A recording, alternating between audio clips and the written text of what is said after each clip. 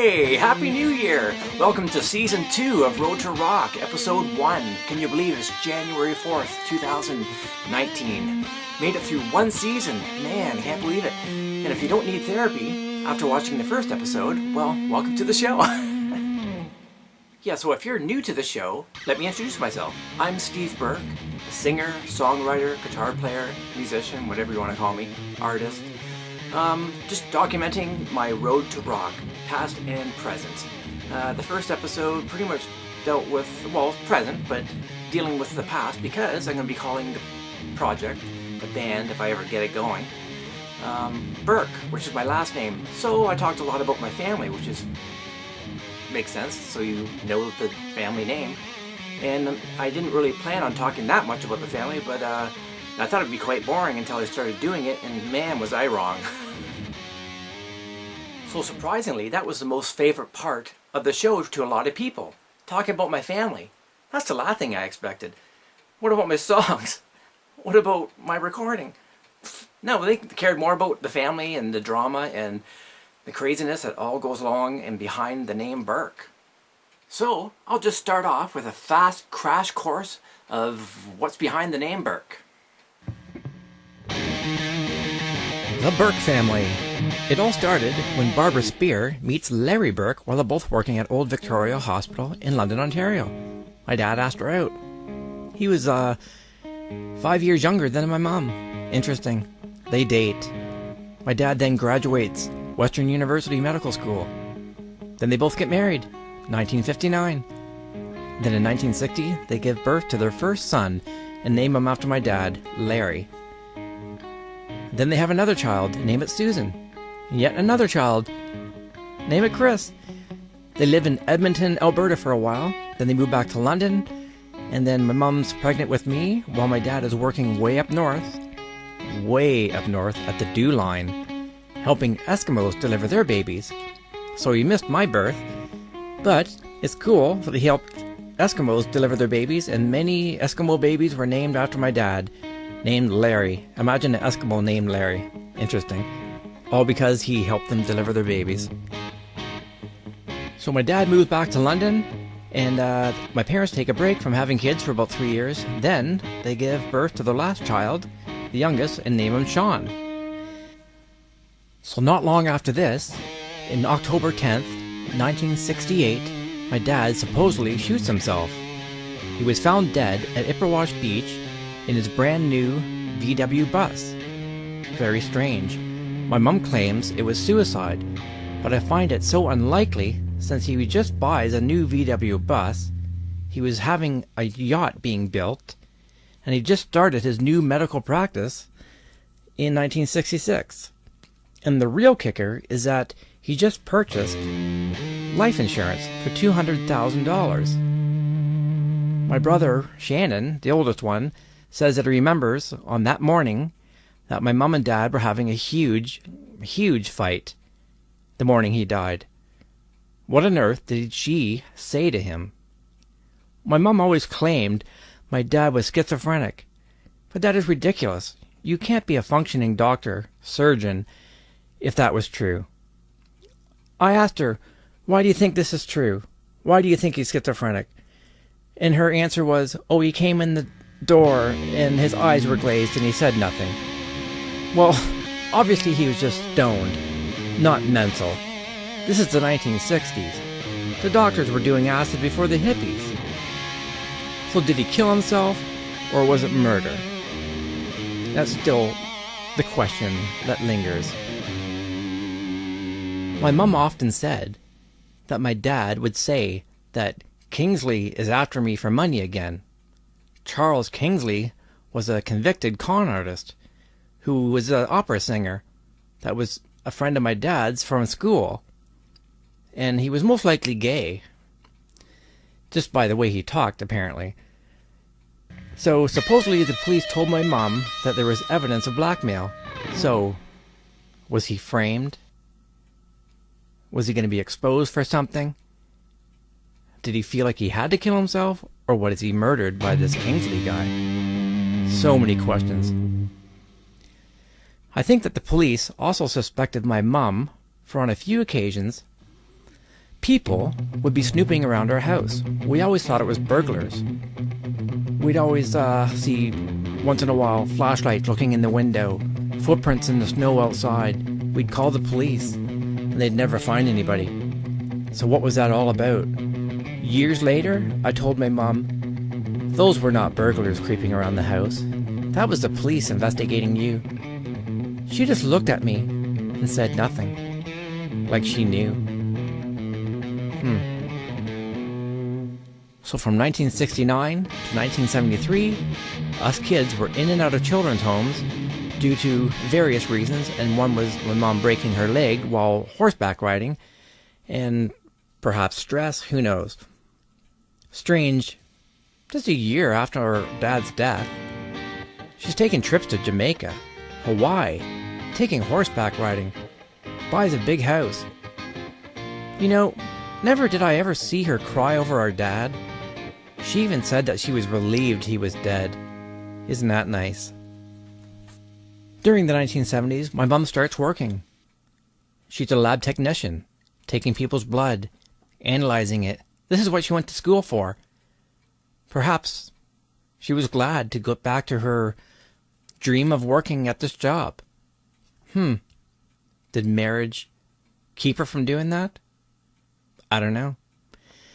But in order for her to do so, we'd have live-in maids who would help while my mom was working. Understandable. But you know, I was always stuck having them sleep in my room. Why did I have to get stuck having them sleep in my room?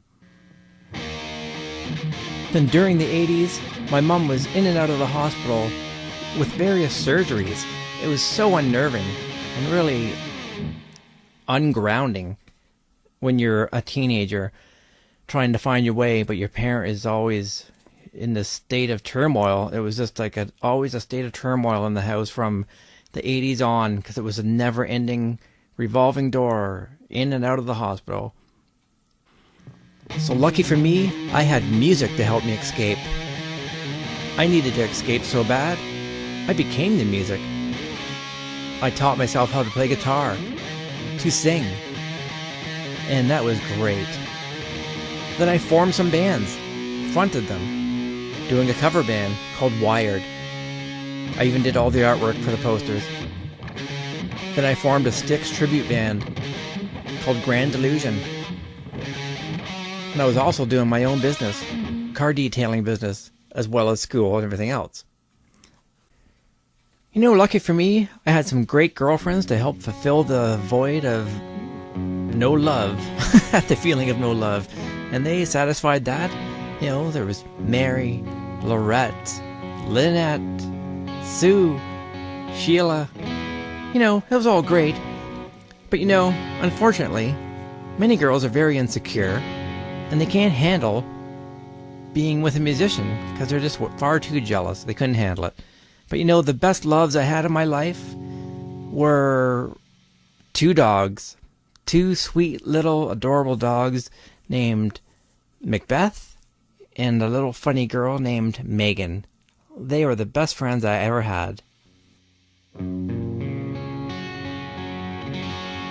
You know, it's really bizarre that my mom wanted to name the dog Macbeth.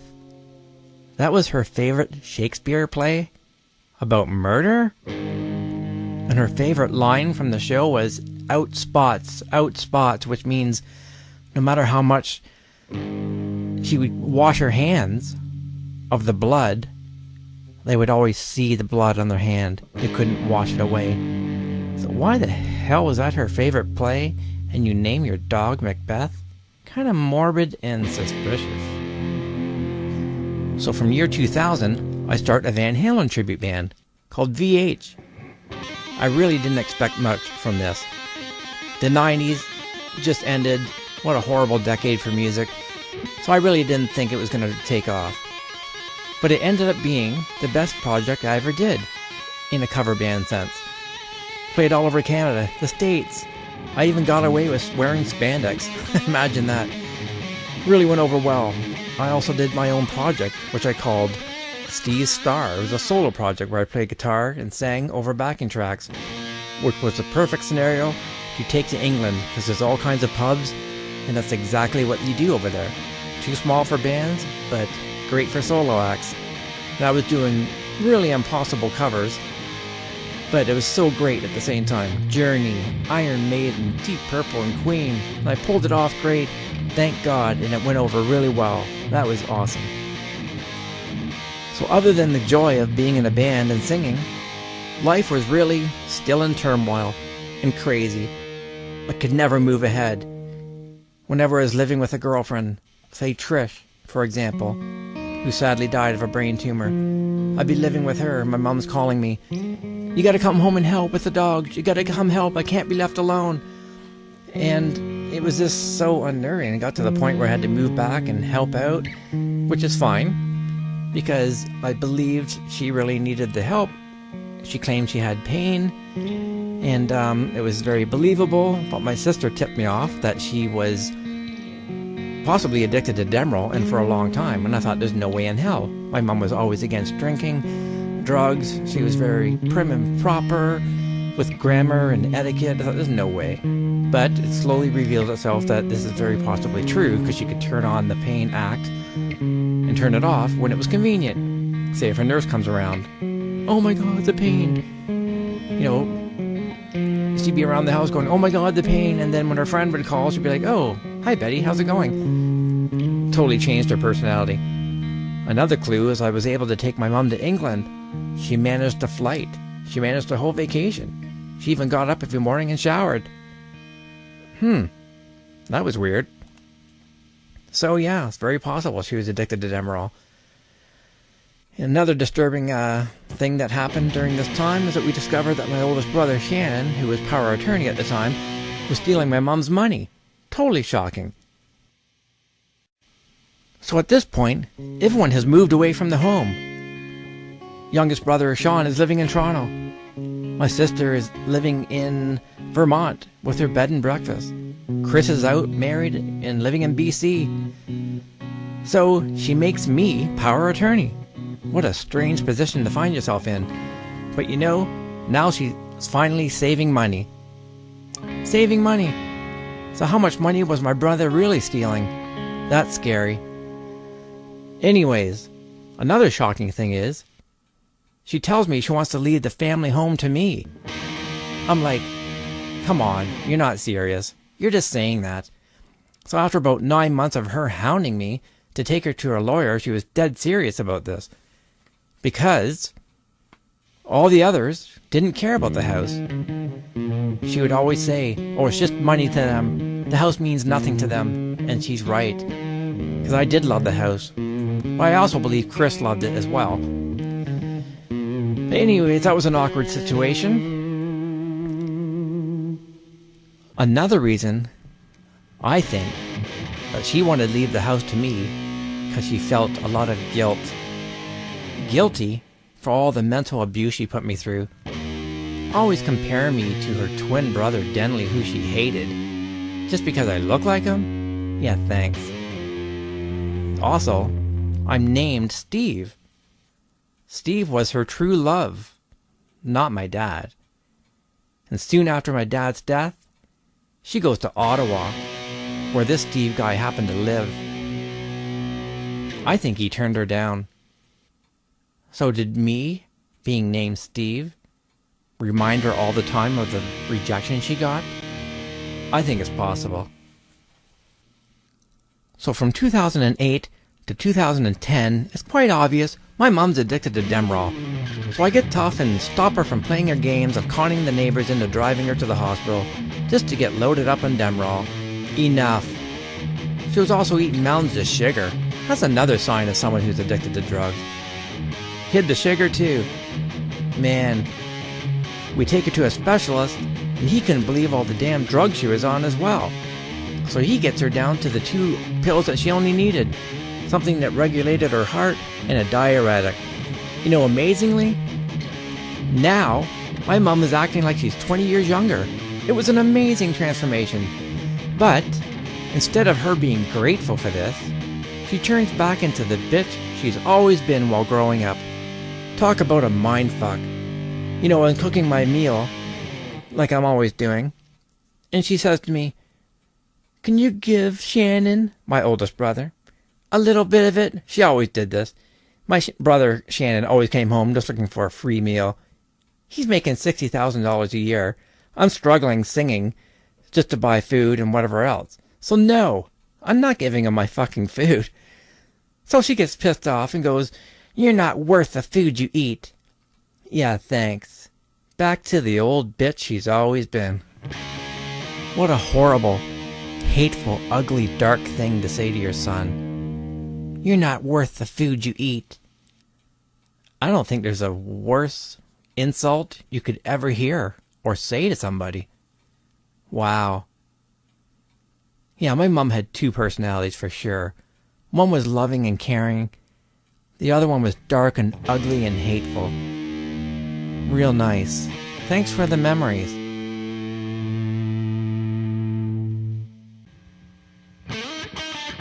Anyways, my mom goes to Vermont to my sister's bed and breakfast for Easter in 2010.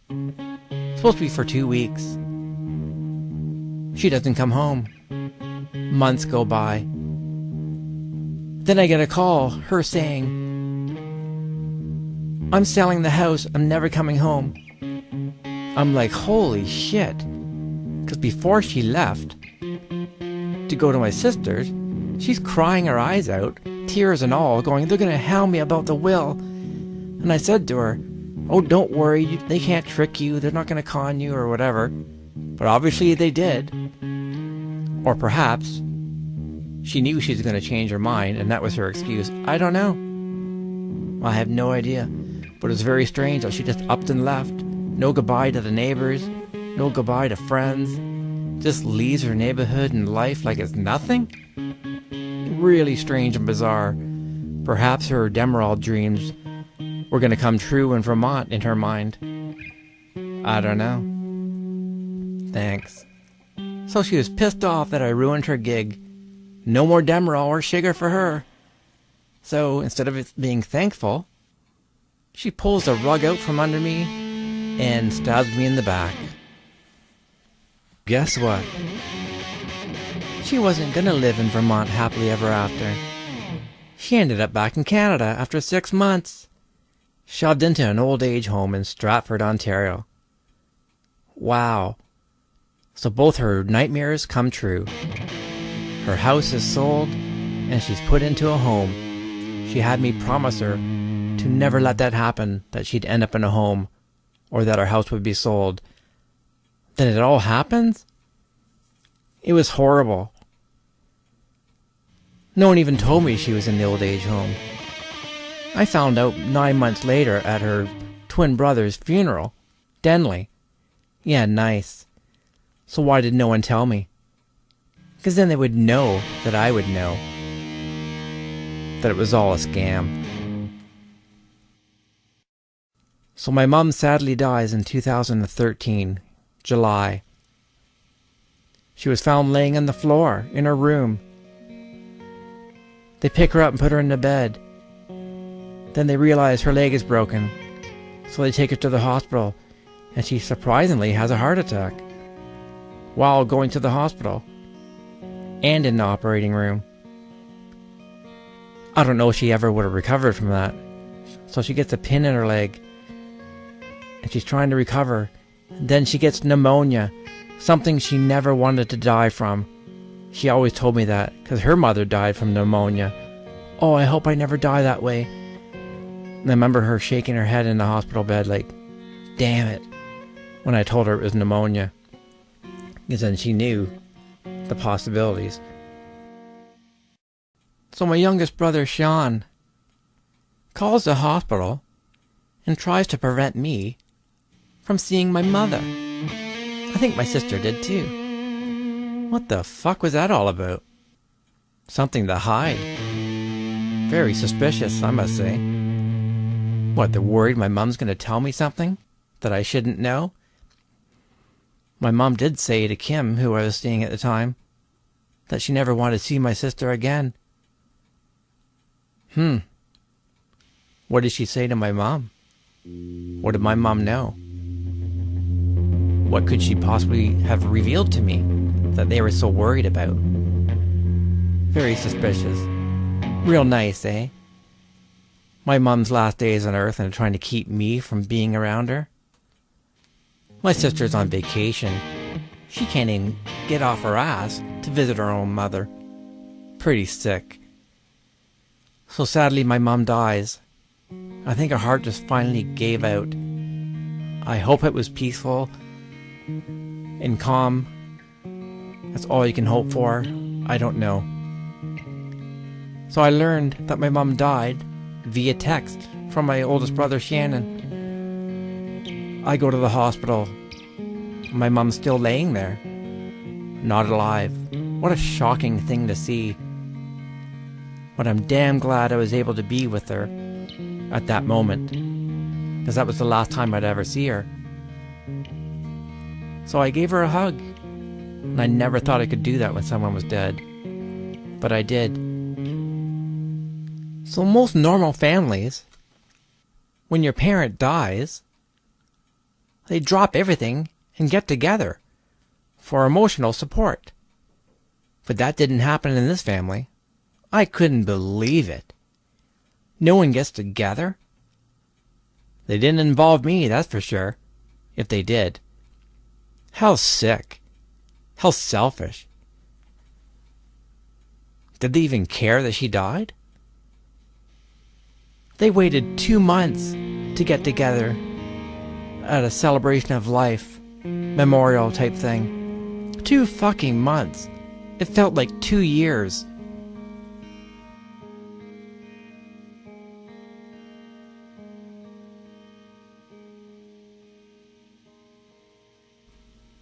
So amazingly, the place that my mom was being cremated at was just down the street from me, here in Kitchener, Ontario, Canada. So I go there with a bouquet of flowers. I buy some roses, pick some milkweed, lavender, bulrushes, all the things that represent my mom's life, things that she liked. And I was just going to leave it with the people and leave. But they were so touched by the fact that I did this, they had me stay. Which was shocking. But you know what? Why should she be alone during that? No one else in the family cared to be there. So I stayed. And the most amazing thing, the man who was doing the cremation comes outside where I'm waiting and gives me a pair of binoculars so I can watch the new baby eagles up on a lamppost. This is amazing because my mom used to always take me bird watching in the woods. She even bought me binoculars, and I still have the same ones that she bought me. So was that coincidental? Or is it all meant to happen? Sure as hell felt like it. Absolutely amazing. I was glad I was able to be there. So amazingly, after the memorial, I don't hear from anybody. Only from Shannon. We hook up a few times, and that was cool. But then he got pissed off because I bitched him out for spending the last of the money that my mom left that was supposed to be used to bury her. He spends it. Goes on a trip to Spain. Holy shit. So now my mom can't be buried. She's not even buried yet. She's just stuck on some table somewhere at my youngest brother's apartment in Toronto. Yeah, that's smart. If there's a burglary or a fire, so much for mom. Like, put your mother to rest for fuck's sakes. Like, 5 years now? Enough's enough. Absolutely crazy. So yeah, I'm blocked from everyone on Facebook because they can't stand hearing the truth. They don't like me bitching them out for this and that. Too bad. Suck it up. Grow up. Anyways, that's the Burke family for you. Fuck. Well, there you have it. A quick review of what's behind the name Burke. And you know, I can't wait to get started on recording, writing, making more videos, and continuing making this show because I just love being creative and it's a fun, creative outlet. So, but you know, you can't do anything without being nourished. And one of my favorite memories in the BURK family is my mum always making homemade bread in the wintertime. The house was filled with beautiful aroma. Comes out of the oven, and that first warm slice just melts in your mouth. You put some butter and jam on it. It's just great. So I'm keeping that tradition going. I always make my own bread, and I'm going to make some now. And come along, and I'll show you how we do it.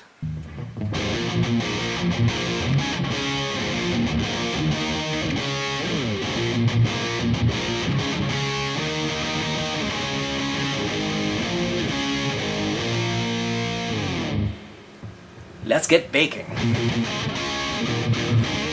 So here's what you'll need to make 1 loaf of bread. Some quick rise yeast, some flour, salt, margarine, sugar, and baking pans. And some will. Anyways, in 3/4 a cup of hot water, you add 2 teaspoons of yeast, 2 tablespoons of sugar, mix that together, dissolve it all together. Then you'll be pouring that into a large mixing bowl. Then you add 2 teaspoons of salt, half a cup of milk, add that in there, 1 large tablespoon of non-hydrogenated margarine, 1 cup of multigrain flour, another cup of regular flour. Mix that together. I also added an egg to this mixture. So anyways, you're going to use 3 cups of flour altogether, and I like mixing it in a rubber-bottomed mixing bowl so it won't slide all over the damn table when you're kneading it. So knead away, and if the dough is still sticking to your fingers and hand, that means you just need a little more flour. So if that's the case, just keep adding flour gradually until it's no longer sticking to your hand, as you see I'm doing here. So kneading is just a great way of mixing all the ingredients together. I actually added some garlic to this mixture as well. So anyways, once you're done kneading, form a bowl with the dough and put it back in the bowl. Cover the dough ball with olive oil. Then cover the bowl with a tea towel and let it rise for an hour. And in the meantime, I'm going to grate some cheese because I'm going to make some great cheese bread. Half a brick of cheese easily. So after an hour, the bread dough has risen, you punch it down, add your cheese, and you're going to knead that all into the bread. It seems like you can't use too much cheese, like it's just amazing. It takes a lot of cheese actually to make a good cheese loaf. At least a half a brick. Just for 1 loaf of bread. So yeah, I keep turning and folding, keep kneading it with your fist and punching it down. So, coat your bread pan with some olive oil, and then you want to form your dough ball into what looks like a loaf of bread, or whatever you think it might look like. Roll it around like you see I'm doing here. And then you're going to place that into the baking pan. Then you're going to let that rise for a half an hour, 30 minutes. So I actually made another batch of regular bread, as you see here. So 1 loaf of cheese bread and 1 loaf of just regular multigrain. Set the oven to 350. And then once the bread dough is risen for 30 minutes, you just cut the top, make a little design or whatever, and then place into the oven. This is going to be great. So after 45 minutes, your bread will be done. Can't wait. Oh man, look at that. Oh man, so good. The aroma is just unbelievable. Then when you bring it out of the oven, you brush the top with some margarine, butter, whatever, just to soften it. Take it out of the pans and let them cool on wire racks. Man, if you could smell this now, the cheese bread is just amazing. Look at that. I can hardly wait. Oh, the aroma. Man, is this gonna be good. Look at that masterpiece. Can't wait. There you go. That's how you make your own bread. You're gonna love it. Fuck store-bought bread. Now let's slice a piece. This loaf is still warm. Look at that knife just go through there. That's my mom's bread knife, by the way. Look at the cheese just melted inside that multigrain bread. Oh, let the butter melt on top of that warm piece of bread. Oh my god. Oh, look at that. Oh, I actually like adding some jam to it as well. This is what I used to do as a kid, so I'm just doing it for the sake of memory. You can do whatever you want. But look at that. How phenomenal. Man, nothing like homemade bread on a cold winter night. Nice cup of coffee. Oh, I can't wait to sink my teeth into this piece of phenomenal cheese bread, multi-grain cheese bread. Man, oh. Man, you're gonna die when you try this. This is absolutely melting in your mouth. Oh, man, you gotta have a try. Man, how about that bread, eh? Pretty damn good. You gotta try that recipe, you're gonna freak. But you know, a strange memory came back to my mind when I was spreading the jam on the bread. Something my Uncle Neil told me when I was visiting him in Ottawa, Canada, just a few years back. He recalled a time when my parents lived in Edmonton, Alberta, before I was born. Susan, Chris, and Shannon were born. They lived out there. But anyways, he remembers a call he got from my mom from Alberta, or Edmonton, sorry. My uncle was living in Calgary. So they get a call from my mom going, referring to my dad, "He's got a knife and he's gonna kill me." He's got a knife and he's gonna kill me. So what does she do? Instead of calling the police, she calls my uncle? That just seems odd to me. So anyways, he was telling us a story in a restaurant too. He was actually vocalizing it really loud. It was so embarrassing. Everyone in the restaurant's thinking that I had a knife. "He's got a knife, he's gonna kill me." Meanwhile, he's just telling the story. I'm like, "No, don't worry, he's just telling the story." Anyways.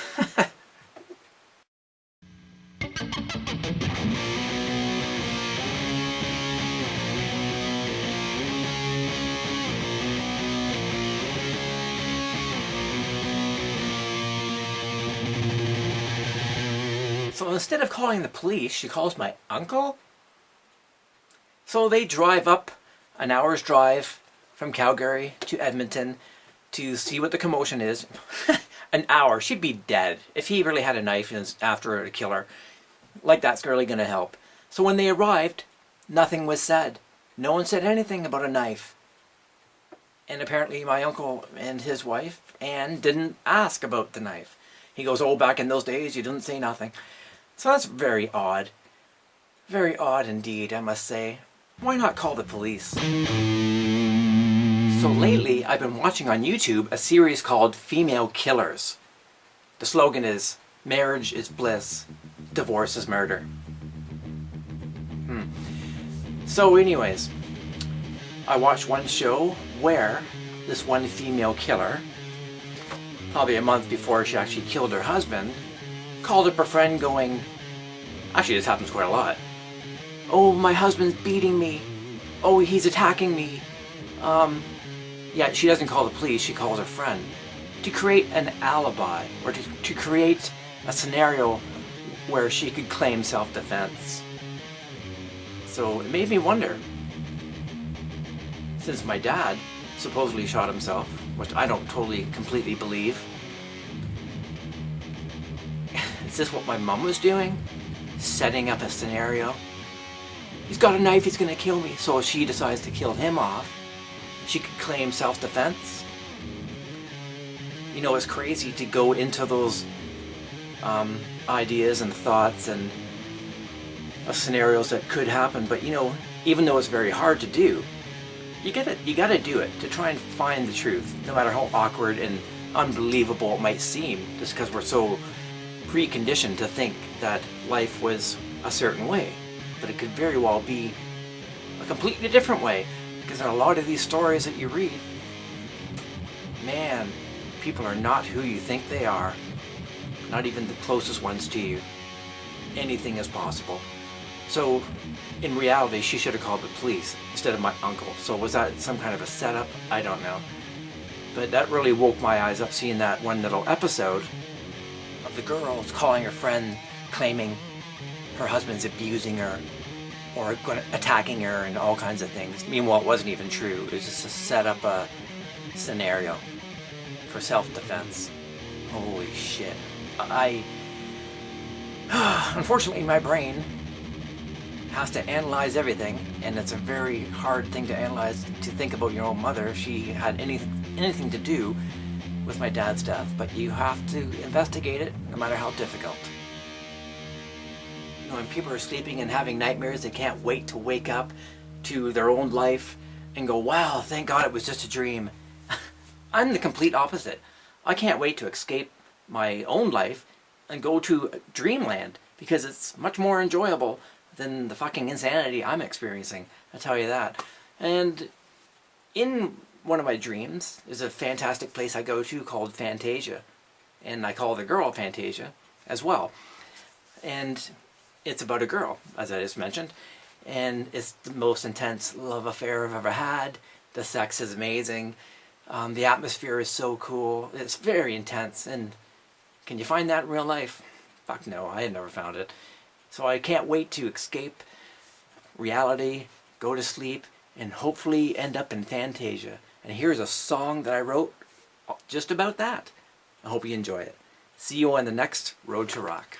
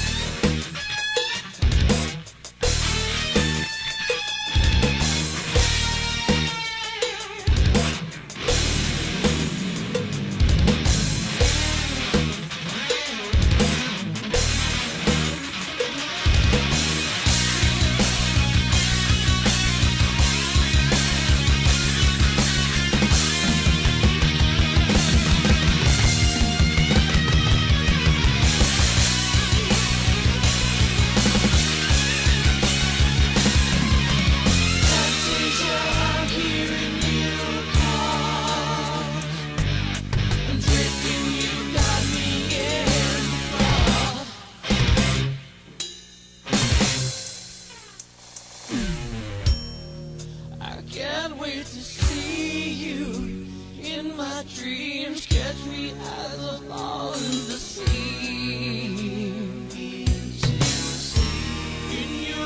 I'm a Fantasia. I long for